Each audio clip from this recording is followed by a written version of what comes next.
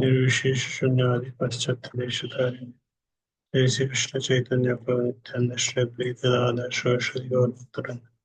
हरे कृष्ण कृष्ण कृष्ण हरे हरे, हरे राम हरे राम। कल हमने चैतन्य चैतामृत का पहला अध्याय, इसका इंट्रोडक्शन पढ़ा था। इंट्रोडक्शन के बाद शुरू के मंगलाचरण के कुछ श्लोक पढ़े थे। तो हम इसके आगे आज पढ़ते हैं।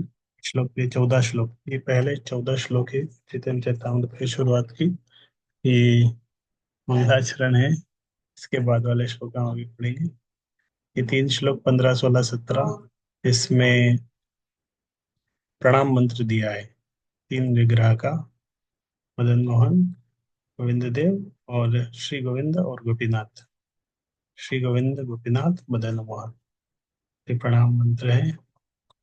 जयतां सुरतोपंगुर्मम मंदमतिरगति मत्सर्वस्व पदाम्बुजौ राधा मदन मोहनौ। भगवान को प्रणाम करते हैं। जनरल एक प्रणाम है, हे कृष्ण करुणा सिंधु।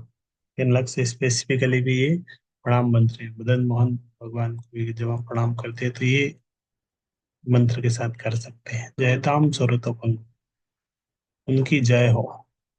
सुरतो, बहुत कृपालु है। पंगो, हमारी स्थिति बता रहे, विनम्रता बता रहे कि मैं पंगु हूँ, बुद्धि नहीं है, लेकिन मेरे वो मार्गदर्शक है। मत सर्वस्व पदाम भजो, मैं लंगड़ा हूँ, जा नहीं सकता, समझ में भी नहीं आ रहा किस दिशा में जाना चाहता चाहिए, लेकिन मार्गदर्शन कौन करते हैं? मदन मोहन। उनके चरण के लिए मैं आश्रय लेता हूँ। नेक्स्ट ये श्लोक है, इसमें गोविंद देव का प्रणाम मंत्र है। गोविंद देव का प्रणाम मंत्र है। दिव्य वृंदारण्य कल्पद्रुमादः श्रीमद् रत्नागार सिंहासनस्थौ श्रीमद् राधा श्री गोविंद देवो अष्टालिभिः सेव्यमानो स्मरामि। श्री राधा गोविंद वृंदावन में कल्प वृक्ष के नीचे रत्नों के मंदिर में तेजोमय सिंहासन के ऊपर विराजमान होकर अपने सर्वाधिक अंतरंग पार्श्व द्वारा सेवित होते हैं, उन्हें मैं नमस्कार करता हूँ। तो राधा गोविंद देव, जहाँ जहाँ भगवान को इस तरह इस मंत्र के साथ प्रणाम कर सकते हैं। ये गोविंद देव का प्रणाम मंत्र है। भगवान वृंदावन में कल्प वृक्ष, जितने भी वृक्ष है वृंदावन कल्प वृक्ष है, उनके नीचे एक सिंहासन के ऊपर बैठे हैं और अलग अलग उनके पार्षद उनकी सेवा कर रहे हैं। ये है गोपीनाथ का प्रणाम मंत्र। श्रीमान रासर सारंगी वंशी वट तटस्थित कर्षण वेणु सुनेर गोपीर गोपीनाथ श्री अस्तुना। रास नृत्य के दिव्य रस के प्रवर्तक श्री गोपीनाथ वंशी वट के तट पर खड़े हैं और अपनी प्रसिद्ध बांसुरी की ध्वनि से गोपियों के ध्यान को आकृष्ट कर रहे हैं। वे हम सबको अपना आशीर्वाद प्रदान करें। तो ये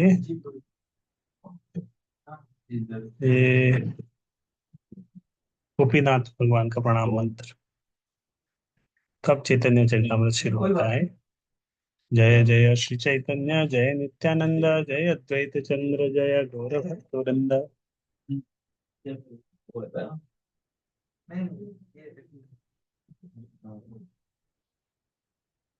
तो ये जो श्लोक है, जय जय श्री चैतन्य जय नित्यानंद जय अद्वैत चंद्र जय गौर भक्तवृंद, इस लाइन के साथ हमेशा चैतन्य चरितमृत शुरू होता है।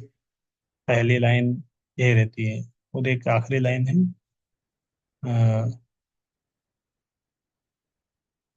रूप और रघुनाथ को प्रणाम, रूप गोस्वामी रघुनाथ दास गोस्वामी को प्रणाम करते हुए आखिरी लाइन है।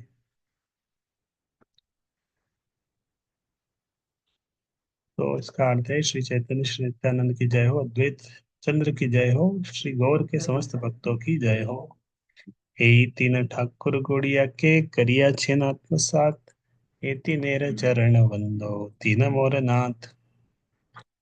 तो ये तीन ठाकुर, ये तीन ठाकुर मतलब, ठाकुर मतलब विग्रह। कौन से तीन ठाकुर हैं? गोविंद, गोपीनाथ, मदन मोहन। गौड़िया के करिया छिन आत्मसात, तो तीन विग्रह हैं विशेष रूप से हमारे लिए, जो गौड़ीय वैष्णव है उनके लिए जो चैतन्य महाप्रभु के अनुयायी हैं उनके लिए बहुत विशेष विग्रह है, मदन मोहन, गोविंद देव, गोपीनाथ। और हमारे अलग अलग आचार्य, मदन मोहन सनातन गोस्वामी उनको पूजा करते थे, गोविंद देव रूप गोस्वामी, गोपीनाथ को भी उधर बंधु मधु पंडित, अलग अलग आचार्य ने इस तरह ये विग्रहों का सेवा किया। तो ये तीनेर चरण वंदो तीने मोदनाथ, मैं तीनों को प्रणाम करता हूँ। तीन ठाकुर, मदन मोहन, गोविंद, गोपीनाथ, तीने मोरनाथ, तीनों मेरे ठाकुर हैं, तीनों मेरे भगवान हैं, मैं उनके चरण कमलों की पूजा करता हूँ। इस तरह बताते हैं कि हम्म, जो भगवान कृष्ण है, मदन मोहन, गोविंद और गोपीनाथ, तीनों का तीनों का एक एक ही दिन में दर्शन करना चाहिए वृंदावन में। वैसे तो अभी मदन मोहन का विग्रह करौली में है, राजस्थान में। गोविंद देव जयपुर में है। गोपीनाथ भी उधर है, जयपुर में। तात्पर्य, श्री चैतन्य चैतामृत के ग्रंथ कर्ता वृंदावन के तीन अर्चा विग्रहों श्री राधा मदन मोहन, श्री राधा गोविंद देव तथा श्री राधा गोपीनाथ जी को सादर नमस्कार करते हैं। ये तीनों अर्चा विग्रह उन बंगाली वैष्णव अर्थात गौड़ीय वैष्णव के जीवन आधार है, जिनके मन में वृंदावन में निवास करने की सहज प्रवृत्ति है। श्री चैतन्य महाप्रभु का दृढ़ता से अनुगमन करने वाले गौड़ीय वैष्णव दिव्य ध्वनि के कीर्तन द्वारा ईश्वर की पूजा करते हैं। इस कीर्तन का उद्देश्य भगवान के साथ ऐसा दिव्य संबंध स्थापित करना होता है जिसमें पारस्परिक प्रेम रस का आदान प्रदान हो और अंत में प्रेमा भक्ति की वांछित सफलता की प्राप्ति हो। ये तीनों अर्चा विग्रह मनुष्य के विकास की तीन भिन्न भिन्न अवस्थाओं में पूजे जाते हैं। श्री चैतन्य महाप्रभु के अनुयायी भक्त में विकास के इन सिद्धांतों का दृढ़ता से पालन करते हैं। तो जो तीन, जो यहाँ पे होता है ना कि विकास के तीन तीन भिन्न अवस्था, तो आध्यात्मिक ज्ञान तीन प्रकार का होता है: संबंध ज्ञान, विधेय ज्ञान और प्रयोजन। संबंध, अविधेय, प्रयोजन। संबंध होता है जब शुरू शुरू का भगवान के साथ जुड़ना जो होता है, जो व्यक्ति भगवान के बारे में थोड़ा जानने लगता है, थोड़ा आगे बढ़ता है, समझने लगता है, वो संबंध ज्ञान होता है।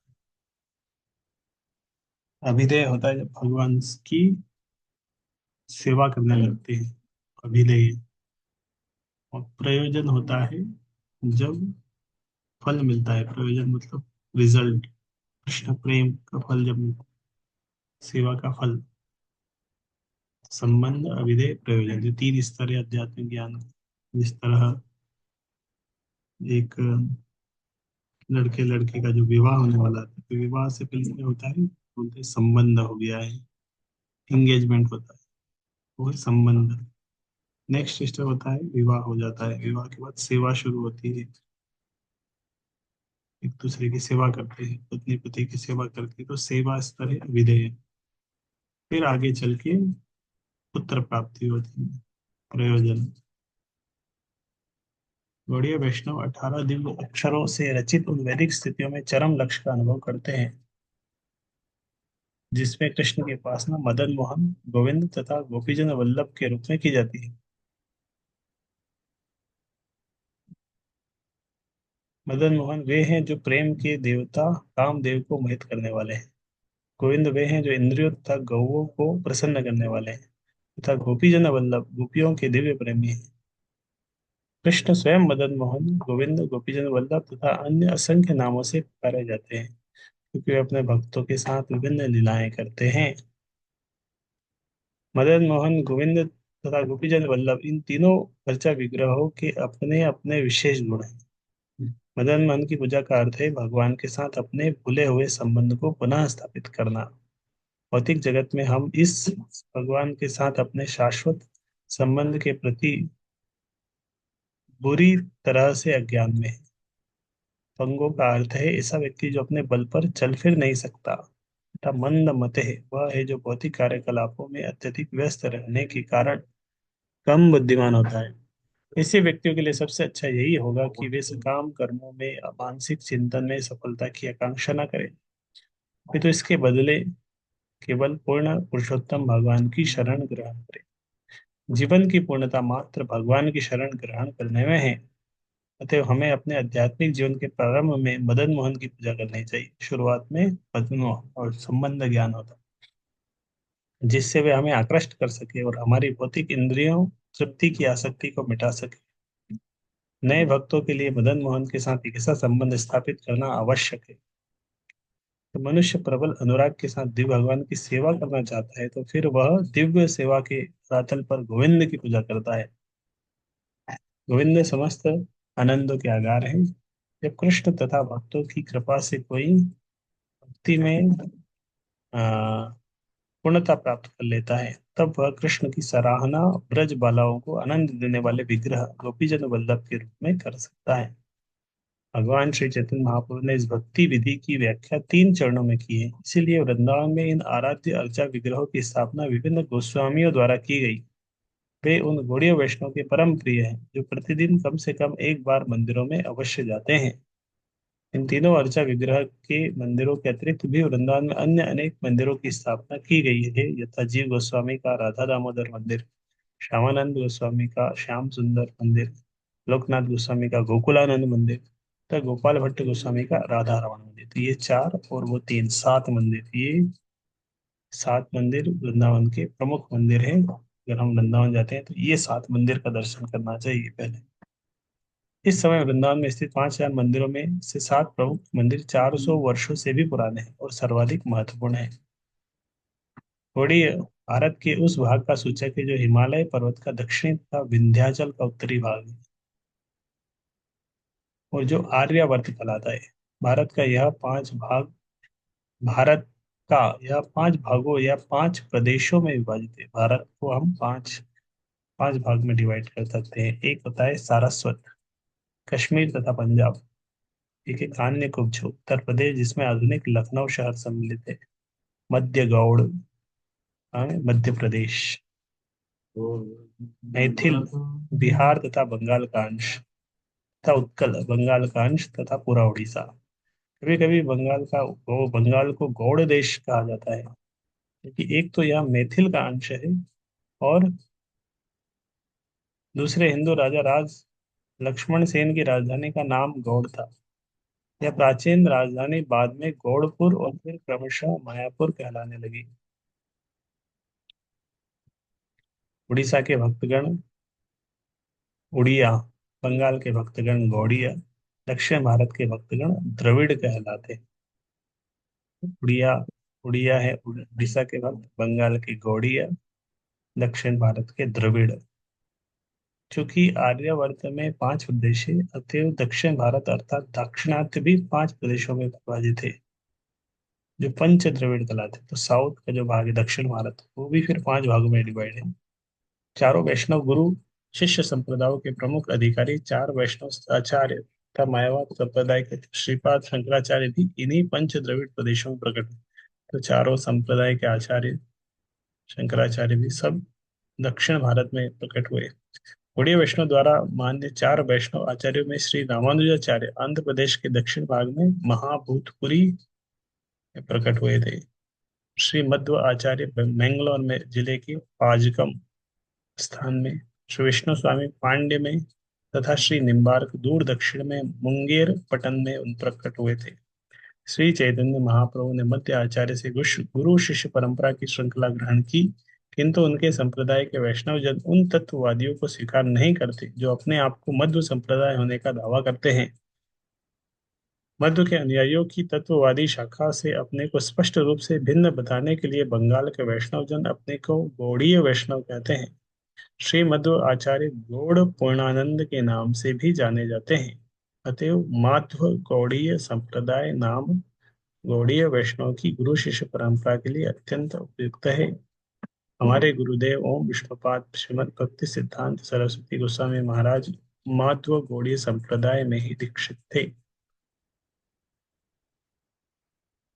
तो प्रभुपाद अपने बारे में भी बता रहे हैं कि मैं भी इसी संप्रदाय में दीक्षित हूँ, लेकिन प्रभुपाद अपने बारे में तो मेरे गुरुदेव इस संप्रदाय में दीक्षित थे। मध्व गौड़ीय संप्रदाय का नाम गौड़ीय की वैपुरुष परंपरा के लिए उपयुक्त है।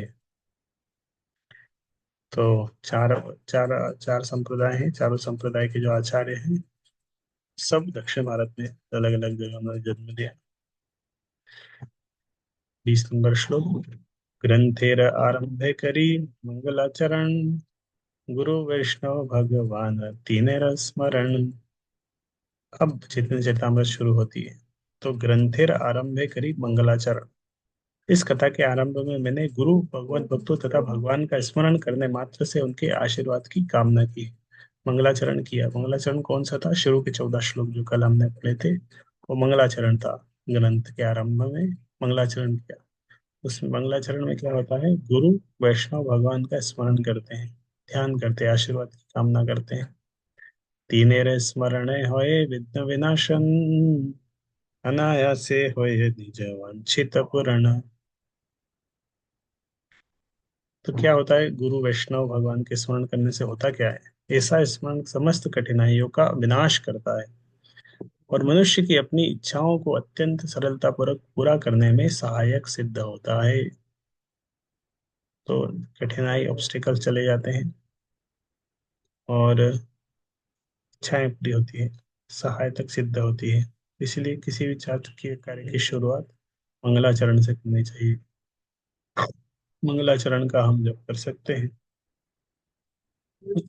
से मंगलाचरण होय त्रिविध प्रकार, वस्तु निर्देश आशीर्वाद नमस्कार। मंगलाचरण आवाहन में 3 विधियां होती, 3 प्रकार का होता है। लक्ष्य वस्तु को परिभाषित करना, आशीर्वाद देना और नमस्कार करना। तो मंगलाचरण में 3 चीजें होती है: वस्तु निर्देश, आशीर्वाद, नमस्कार। प्रणाम करते हैं भगवान को, तस्मै श्री गुरुवे नमः, आशीर्वाद की कामना करते हैं, क्या करना चाहते हैं वस्तु निर्देश भी करते हैं। प्रथम 2 श्लोके इष्ट देव नमस्कार, सामान्य विशेष रूपे द्वित प्रकार। तो जो 14 श्लोक का मंगलाचरण है उसके बारे में बता रहे हैं कि प्रथम 2 श्लोक सामान्य तथा विशेष रूप से उन भगवान को सादर नमस्कार करते हैं जो पूजा के लक्ष्य है, पूजा के आराध्य है। तो पहले 2 श्लोकों में प्रणाम किया था। कल हमने जो शुरुआत किया था, वंदे श्री कृष्ण चैतन्य नित्यानंद सहोदितो। तो सामान्य प्रणाम और विशेष रूप से प्रणाम। एक तो एक श्लोक में जनरल सबको एक साथ प्रणाम कर दिया था, फिर विशेष रूप से भी अलग अलग श्लोक थे जिसमें प्रणाम किया था। तृतीय श्लोक ते करी वस्तु निर्देश, जहाँ होते जानी पर तत्व देश। तीसरे श्लोक में उन परम सत्य का संकेत कर रहा हूं जो परम तत्व है। ऐसे वर्णन से मनुष्य परम सत्य का निर्देश दर्शन कर सकता है। तीसरा श्लोक था परम सत्य का संकेत किया, वस्तु निर्देश किया। जो परम तत्व है ऐसे वर्णन से मनुष्य परम सत्य का दर्शन कर सकता है। चतुर्थ श्लोके करी जगते आशीर्वाद, सर्वत्र मांगिए कृष्ण चैतन्य प्रसाद। चतुर्थ श्लोक जो था मंगलाचरण में चैतन्य महाप्रभु से कृपा की याचना करी और भगवान से संपूर्ण जगत को आशीर्वाद देने का आह्वान किया, भगवान से प्रार्थना किया, भगवान सबको आशीर्वाद दीजिए, आप दर्शन दीजिए, कृपा करिए। सही श्लोके कही बाह्यावतार कारण, पंचष्ठ श्लोके कही मूल प्रयोजन। उस श्लोक में मैंने चेतन महाप्रभु के अवतार के बाह्य कारण की व्याख्या की है। तो एक श्लोक में चेतन महाप्रभु के अवतार का बाहरी कारण, 5वें और 6ठे श्लोक में उनके अवतार का मुख्य कारण बताया, अंतरंग कारण क्या है। यही 6 श्लोके कही चैतन्य तत्व, हार पंच श्लोके नित्यानंदे महत्व। इन 6 श्लोकों में मैंने चेतन महाप्रभु के तत्व के संबंध में वर्णन किया है, जबकि अगले 5 श्लोकों में मैंने नित्यानंद प्रभु की महिमा का वर्णन किया। हर 2 श्लोके अद्वैत तत्वाख्यान, हर एक श्लोके पंच तत्वव्याख्यान। इस तरह उसके बाद के 2 श्लोक में अद्वैत आचार्य के बारे में वर्णन था और उसके बाद के 2 श्लोकों में पंच तत्व, भगवान, उनके स्वांश, उनके अवतार, उनकी शक्तियां तथा उनके भक्तों का वर्णन। ये श्लोक हमने कल शेयर किया था। पंच तत्वात्मकम कृष्ण भक्त रूप स्वरूपकम भक्तावतारम भक्ताख्यम नमामि भक्त शक्तिकम। तो ये 5 श्लोक 14 श्लोकों का मंगलाचरण। यही 14 श्लोके करी मंगलाचरण, तही मध्य कही सब वस्तु निरूपण। इस तरह ये 14 श्लोक मंगलाचरण के रूप में है और ये परम सत्य का वर्णन करते हैं। सब श्रोता वैष्णवेरा करी नमस्कार। हे सब श्लोक केर करी अर्थ विचार। इन सारे श्लोकों की जटिलताओं की व्याख्या आरंभ करने के पूर्व मैं अपने समस्त वैष्णव पाठकों को नमस्कार करता हूँ। तो कृष्णदास कविराज गोस्वामी जिन्होंने चैतन्य चरितामृत लिखे हैं, सबको प्रणाम करें, जो जो श्रोतागण है जो पढ़ेंगे सुनेंगे सबको, और जो विचार करेंगे सबको प्रणाम करते हुए वो श्लोकों की जटिलता, जो श्लोक 14 श्लोक थे मंगलाचरण के, अब उनकी उनको एक्सप्लेन करेंगे। अलग अलग शुरू के 5-6 श्लोक, 5-6 अध्याय वो मंगलाचरण के श्लोकों का ही विवरण है। तो 30 नंबर श्लोक तक आज रखते हैं, कल हम इससे आगे पढ़ेंगे। हरे कृष्ण कृष्ण कृष्ण हरे हरे, हरे राम राम राम हरे हरे। श्री चैतन्य चरितामृत की जय।